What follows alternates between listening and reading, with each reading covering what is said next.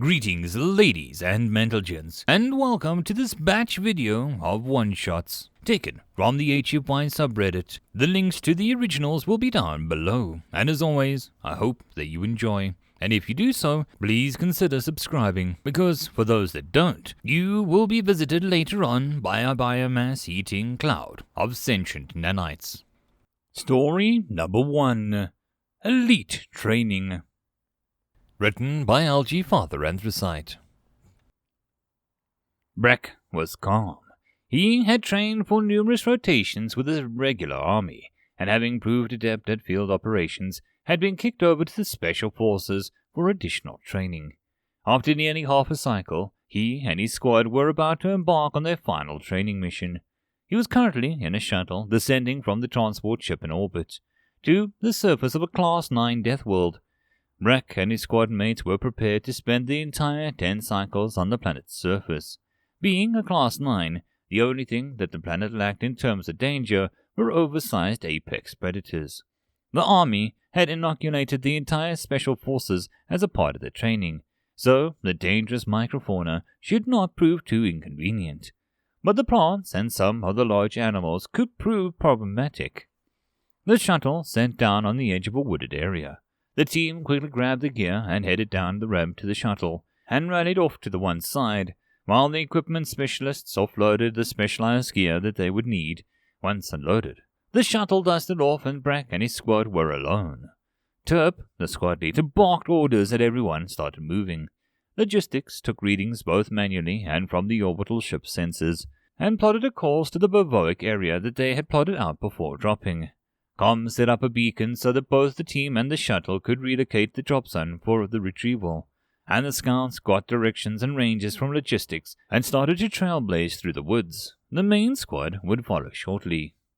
Drek and Dern, both medics, geared up and waited for the main force to get to the go sign from Terp. Once the beacon was set and the equipment was distributed and loaded, Terp gave a quick yip and then gestured for the troop to move. They moved without talking, walking as silently as possible. As they headed towards the Bovoic area, the site was near the river that ran through the forest. After about a quarter rotation, Terp yipped again, and when everyone looked and gave the signal for stop and take cover, one of the scouts appeared at the brush and spoke with Terp. After a few moments, Terp tapped his scout's shoulder and signaled understanding. He yipped again, followed by a signal to change course. Apparently, the scouts had found something dangerous enough to reroute the team. After half a rotation on 2 additional reroutes, the team finally arrived at the bivouac. With minimal dialogue, the camp was set up, the equipment was deployed and activated, and when everything was done, everyone but the patrol details sat around in a small solid fuel stove. They heated up their meal packs. Once they were done eating, most of them went to their tents, except for the next patrol shift, who relieved those who had just yet to eat. At a quarter rotation before dawn, Breck was awoken by his teammate Frez, and they did their last patrol before everyone would wake up for the day. About halfway through his patrol around the perimeter, he noticed a predator skulking around the edge of the woods. He released the safety in his rifle, taking aim down the sights. And then a flash of light on the animal. It immediately started, surprised with a sudden illumination, then ran off into the woods. Nothing else happened until everyone was woken for the day. After a quick meal, the squad broke up and started the various tasks for the mission. Breck and Dern would trade off going onto the patrol and staying at camp, each caring for the various small injuries that were common to such missions. Breck was at camp when the patrol returned early. Breck ran over to make sure that there was no medical emergency, and when it was clear that no one was hurt, he moved aside for the patrol could report. The patrol had found signs of a campsite about 5 grails upriver, near the second Bovoic site. They threw a serious wrench in the mission plan. If there was indigenous people around, the scope of the mission was going to change drastically. The planet had been scouted and no larger animals had been detected. If they had been missed, this would become a stealth mission. After several more days, numerous campsites were found alongside the river, but they were all fairly old. Terp was of the opinion another armed force was also using the planet as a place to train, but kept the teams going out and patrol in stealth mode, just in case. Breck didn't really care, as he enjoyed the extra training in stealth maneuvers.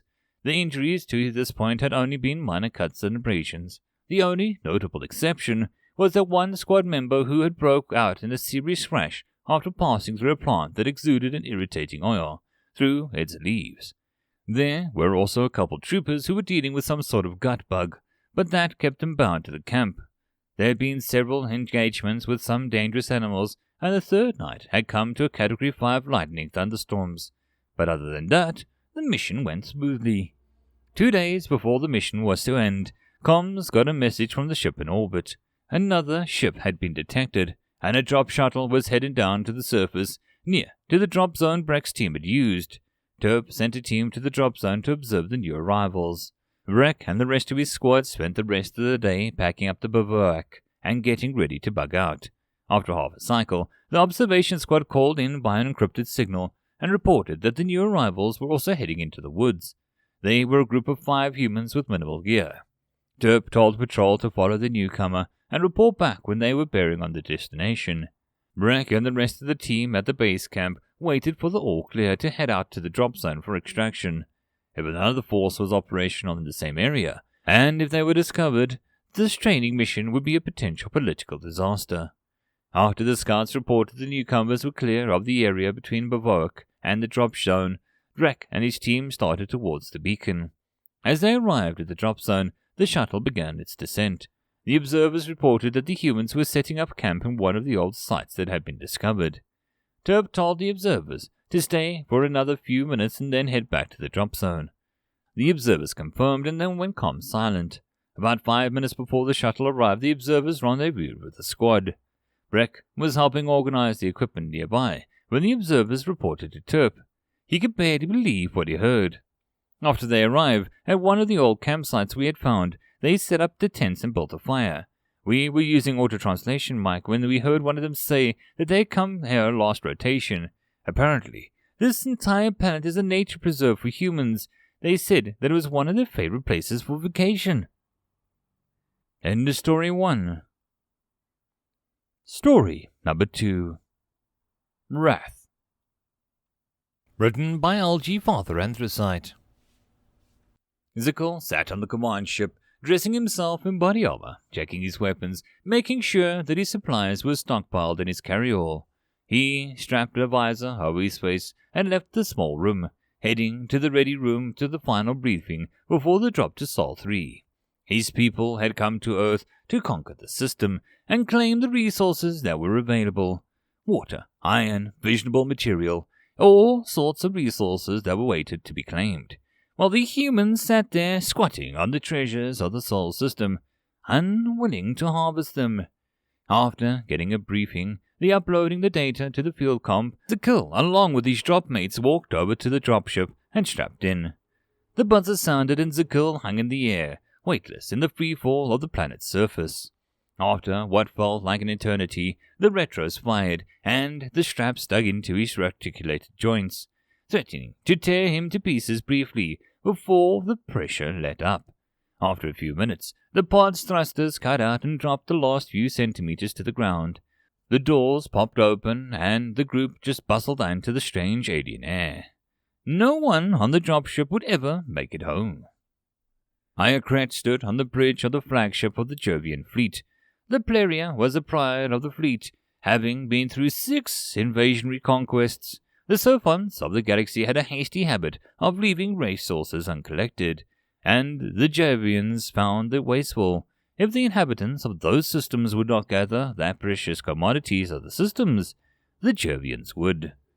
This drop was not going as Iacret and his people, the Jovians, had hoped.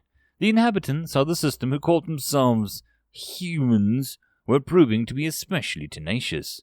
Already, troop losses were nearly double what they were for the last 2 invasions, and not a single city had been completely pacified.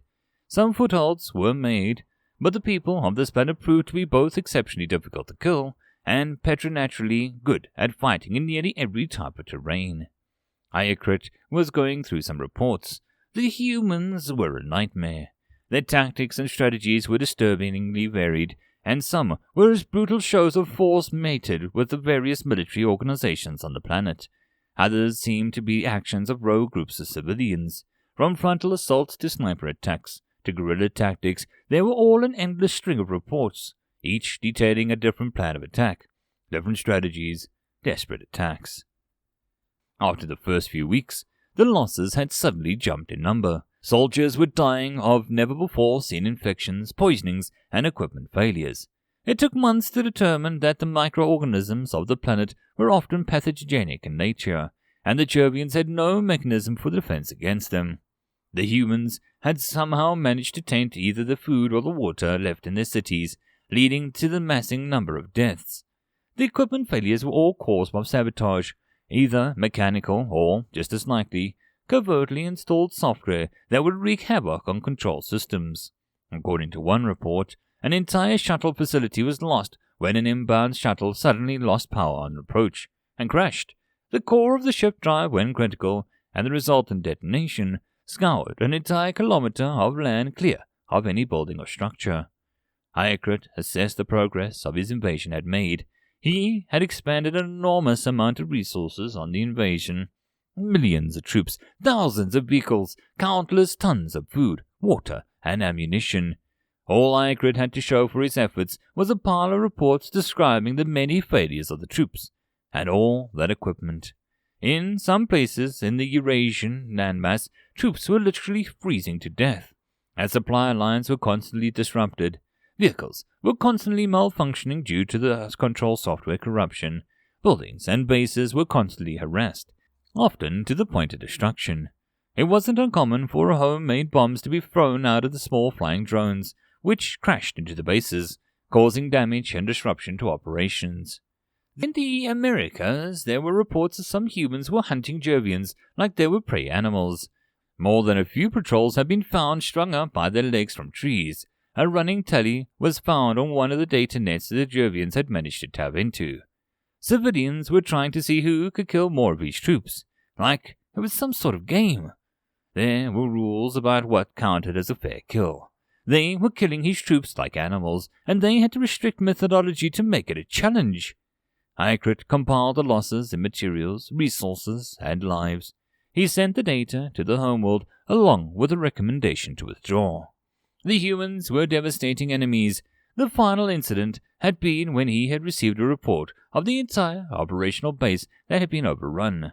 Every usable resource was removed, and the only thing left behind were the corpses of the Jovian soldiers. Every single one had been killed with a weapon made out of the native plant called bamboo. Iacrit had received the command. The loss of resources were incongruent with the progress being made. Invading Earth was losing proposition. The withdrawal command was issued. Troops returned to the ships and shuttles that were barely operational and were still suffering from software corruption. Once the planet had been cleared of troops, the fleet exited the system and made the jump to hyperspace. A few days into the trip home, a communique came in from Jovia. The Paleria, along with the rest of the fleet, was to remain in orbit, and the troops were to spend 2/10 of the orbit on board in quarantine. Considering the microbes of Earth, Iacrit considered this a wise choice. The fleet dropped out of hyperspace and began to orbit Jovia. The surviving troops were glad to be the peace and quiet, as they had been under the constant strain on Earth, never knowing when some native would launch an attack.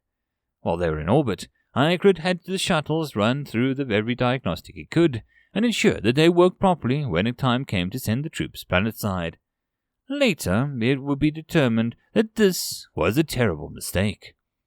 The quarantine was over and the troops were being shuttled down to the surface. Iacrit was on his way down with the first load to give his report, when the whole shuttle suddenly lurched to the side. Iacrit cursed and called the pilots to see if they had regained control. They informed him that the shuttle was under control, but the turbulence was caused by an explosion. From the front screens of the cockpit, a massive smoke cloud could be seen rising into the air. Just as the shuttle landed, another massive explosion shook the tarmac. Nearly 2 decades later, Jovia was finally returning to normal. After the Paleria had taken up orbit, it had begun communicating with the ground-based systems of the Jovian homeworld. Voice and video calls to loved ones, control and telemetry data, reports, and, unbeknownst to the Jovians, a computer virus. It silently copied itself into every system it could, starting with the shuttle controls, and working its way through every data system on the Jovian homeworld until it was infecting some 80% of the data nets. When the built-in countdown timer for the virus hit 0, the virus started randomly killing processes in whatever system it was infecting. Transports fell out of the sky, power plants would shut down or go critical, ground vehicles would go out of control or suddenly shut down. The death toll was enormous. Whole stretches of land were rendered uninhabitable due to the radioactive and/or chemical contamination. Emergency services were crippled by the non-functional equipment. Communications all but halted. Data nets went dark and the hardware that they ran failed. Industries ground to a halt. Millions died in the ensuing chaos. Millions more starved to death because automated and computerized farming equipment failed. What food was gathered was difficult to transport. Riots broke out, claiming even more lives. When the sample of the virus was finally analyzed, the hidden code was a single line in Terran Common. Anger becomes a sin of wrath when it is directed against an innocent person, when it is unduly strong or long-lasting, or when it desires excessive punishment. End of story number 2. End of the dispatch video. If you wish to support the author or the channel, all the relevant links are down below. But the easiest way would be to share this video far and wide to as many unsuspecting people as possible. And until the next video, I hope that you all have a good time, and I'll see you then. Cheers.